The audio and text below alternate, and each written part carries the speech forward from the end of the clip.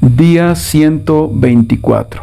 Hola, bienvenidos a nuestra lectura bíblica. Hoy leeremos el Salmo 56 del 1 al 7, Ruth capítulo 3 y 4 y Hechos capítulo 5. Comencemos. Salmo 56. Oh Dios, ten misericordia de mí, porque la gente me acosa. Mis enemigos me atacan todo el día. Los que me calumnian no dejan de acosarme, y muchos me atacan descaradamente. Pero cuando tenga miedo, en ti pondré mi confianza. Alabo a Dios por lo que ha prometido. En Dios confío. ¿Por qué habría de tener miedo? ¿Qué pueden hacerme unos simples mortales? Siempre tergiversan lo que digo. Se pasan el día tramando cómo hacerme daño. Se juntan para espiarme. Vigilan cada paso que doy, ansiosos de matarme. No permitas que estos malvados se salgan con la suya. En tu enojo, oh Dios, derríbalos. Ruth capítulo 3. Un día, Noemí le dijo a Ruth: Hija mía, es tiempo de que yo te encuentre un hogar permanente para que tengas un porvenir asegurado. Vos es nuestro pariente cercano, y él ha sido muy amable al dejarte recoger grano con las jóvenes. Esta noche estará aventando cebada en el campo de trillar. Mira, haz lo que te digo. Báñate, perfúmate y vístete con tu ropa más linda. Después, baja al campo de trillar, pero no dejes que vos te vea hasta que termine de comer y de beber. Fíjate bien dónde se acuesta. Después, acércate a él, destapa sus pies y acuéstate allí. Entonces, él te dirá lo que debes hacer. Haré todo lo que me dices, respondió Ruth. Así que esa noche bajó al campo donde se trilla el grano y siguió las instrucciones de su suegra. Después de que Boz terminó de comer y de beber y estuvo de buen ánimo, se acostó al otro extremo del montón de grano y se durmió. Entonces Ruth se acercó sin hacer ruido, le destapó los pies y se acostó. Alrededor de la medianoche, Boz se despertó de pronto y se dio vuelta. Entonces se sorprendió al encontrar a una mujer acostada a sus pies. ¿Quién eres?, preguntó. Soy Ruth, su sierva, contestó ella.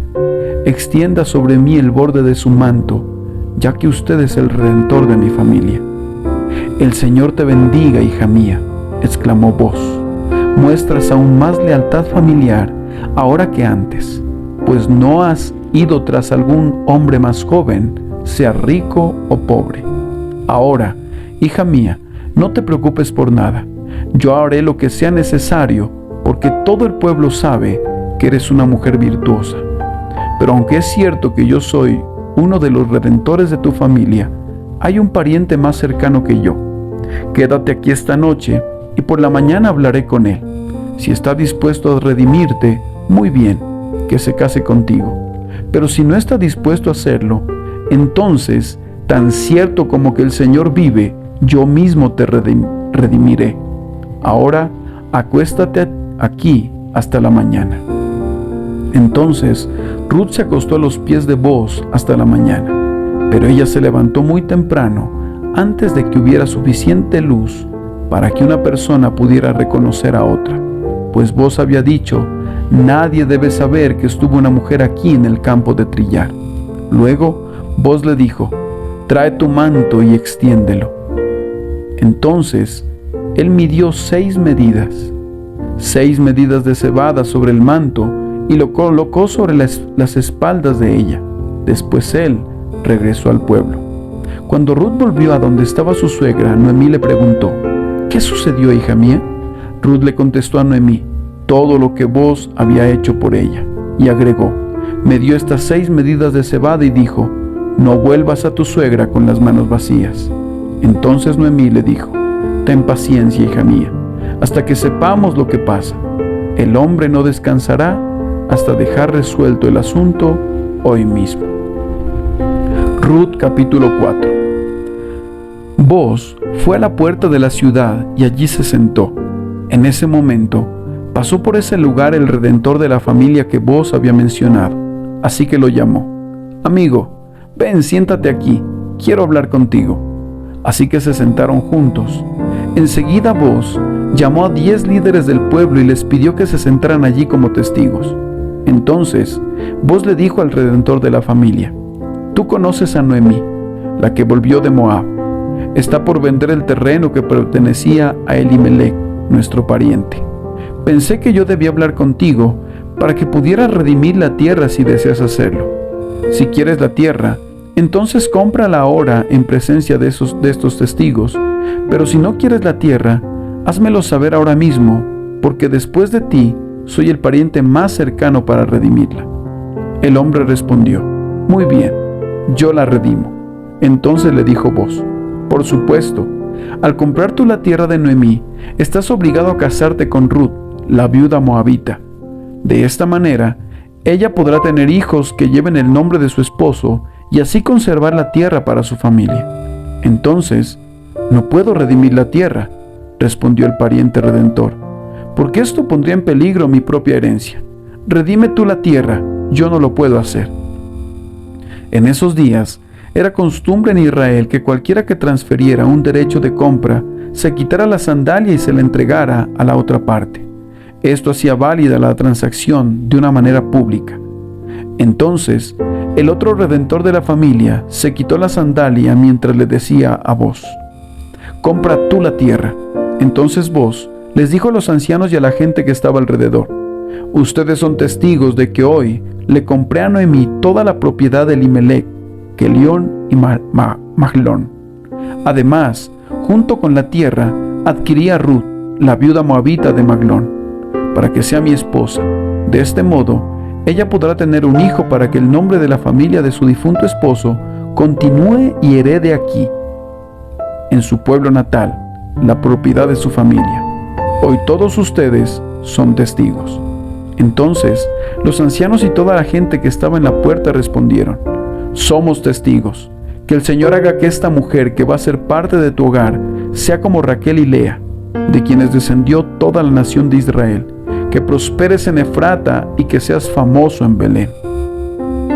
Y que el Señor te dé descendientes por medio de esta joven, que sea como los de nuestros antepasados, Farés, el hijo de Tamar y Judá». Así que Booz llevó a Ruth a su casa y la hizo su esposa.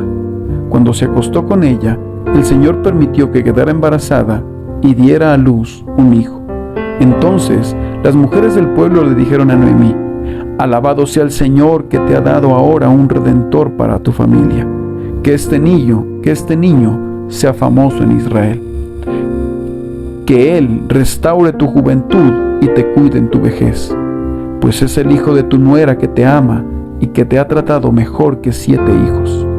Entonces Noemí tomó al niño, lo abrazó contra su pecho y cuidó de él como si fuera su propio hijo.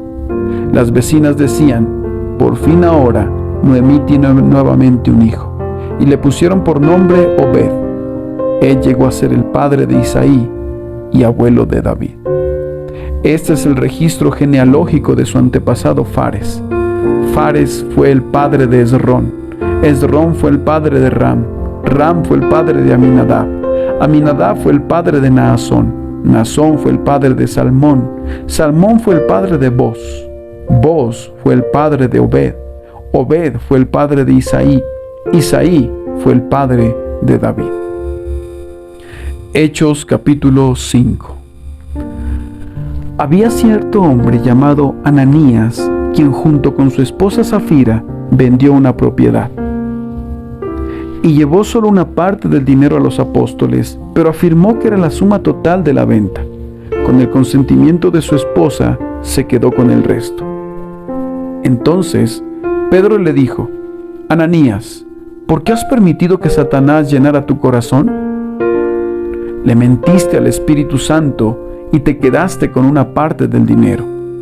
La decisión de vender o no la propiedad fue tuya, y después de venderla, el dinero también era tuyo para regalarlo o no. ¿Cómo pudiste hacer algo así? No nos mentiste a nosotros, sino a Dios». En cuanto Ananías oyó estas palabras, cayó al suelo y murió. Todos los que se enteraron de lo sucedido quedaron aterrados. Después, unos muchachos se levantaron, lo envolvieron en una sábana, lo sacaron y lo enterraron. Como 3 horas más tarde, entró su esposa sin saber lo que había pasado. Pedro le preguntó: ¿Fue este todo el dinero que tú y tu esposo recibieron por la venta de su terreno? Sí, contestó ella, ese fue el precio. Y Pedro le dijo: ¿Cómo pudieron ustedes dos siquiera pensar en conspirar para poner a prueba el Espíritu del Señor de esta manera? Los jóvenes que enterraron a tu esposo están justo afuera de la puerta. Ellos también te sacarán cargando a ti. Al instante, ella cayó al suelo y murió. Cuando los jóvenes entraron y vieron que estaba muerta, la sacaron y la enterraron al lado de su esposo. Gran temor se apoderó de toda la iglesia y de todos los que oyeron lo que había sucedido.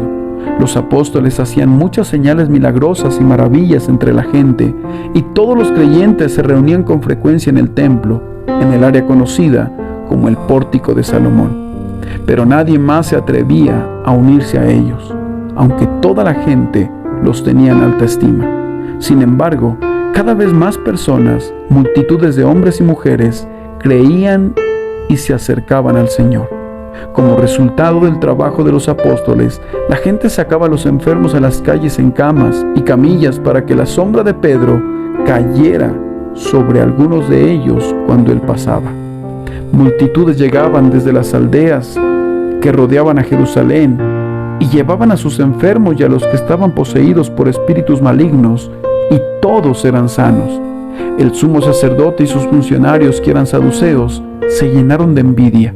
Arrestaron a los apóstoles y los metieron en la cárcel pública. Pero un ángel del Señor llegó de noche, abrió las puertas de la cárcel y los sacó. Luego les dijo: vayan al templo y denle a la gente este mensaje de vida. Así que al amanecer, los apóstoles entraron en el templo como se les había dicho y comenzaron a enseñar de inmediato. Cuando llegaron el sumo sacerdote y sus funcionarios, convocaron al Concilio Supremo, es decir, a toda la asamblea de los ancianos de Israel. Luego mandaron a sacar a los apóstoles de la cárcel para llevarlos a juicio. Pero cuando los guardias del templo llegaron a la cárcel, los hombres ya no estaban. Entonces regresaron al concilio y dieron el siguiente informe: la cárcel estaba bien cerrada, los guardias estaban afuera de sus aposentos, pero cuando abrimos las puertas no había nadie. Cuando el capitán de la guardia del templo y los sacerdotes principales oyeron esto, quedaron perplejos y se preguntaban en qué iba a terminar todo el asunto. Entonces, alguien llegó con noticias sorprendentes: los hombres que ustedes metieron en la cárcel están en el templo enseñando a la gente. El capitán fue con los guardias del templo y arrestó a los apóstoles, pero sin violencia, porque tenían miedo de que la gente los apedreara. Después, llevaron a los apóstoles ante el Concilio Supremo, donde los confrontó el sumo sacerdote. Les ordenamos estrictamente que no enseñaran nunca más en el nombre de ese hombre, les dijo. En lugar de eso, han llenado a toda Jerusalén con la enseñanza acerca de él, y quieren hacernos responsables de su muerte. Pero Pedro y los apóstoles respondieron: nosotros tenemos que obedecer a Dios antes que a cualquier autoridad humana. El Dios de nuestros antepasados levantó a Jesús de los muertos después de que ustedes lo mataron colgándolo en una cruz. Luego, Dios lo puso en el lugar de honor, a su derecha, como príncipe y salvador. Lo hizo para que el pueblo de Israel se arrepintiera de sus pecados y fuera perdonado. Nosotros somos testigos de estas cosas, y también lo es el Espíritu Santo, dado por Dios a todos los que lo obedecen. Al oír esto, el Concilio Supremo se enfureció y decidió matarlos. Pero uno de los miembros, un fariseo llamado Gamaliel, experto en la ley religiosa y respetado por toda la gente, se puso de pie y ordenó que sacaran de la sala del concilio a los apóstoles por un momento. Entonces les dijo a sus colegas: hombres de Israel, tengan cuidado con lo que piensan hacerles a estos hombres. Hace algún tiempo hubo un tal Teudas, quien fingía ser alguien importante. Unas 400 personas se le unieron, pero a él lo mataron y todos sus seguidores se fueron cada cual por su camino. Todo el movimiento se redujo a nada. Después de él, en el tiempo en que se llevó a cabo el censo, apareció un tal Judas de Galilea. Logró que gente lo siguiera, pero a él también lo mataron, y todos sus seguidores se dispersaron. Así que mi consejo es que dejen a esos hombres en paz, pónganlos en libertad. Si ellos están planeando y actuando por sí solos, pronto su movimiento caerá. Pero si es de Dios, ustedes no podrán detenerlos. Tal vez hasta se encuentren peleando contra Dios. Los otros miembros aceptaron su consejo, llamaron a los apóstoles y mandaron que los azotaran. Luego les ordenaron que nunca más hablaran en el nombre de Jesús y los pusieron en libertad. Los apóstoles salieron del Concilio Supremo con alegría, porque Dios los había considerado dignos de sufrir deshonra por el nombre de Jesús. Y cada día, en el templo y casa por casa, seguían enseñando y predicando este mensaje: Jesús es el Mesías.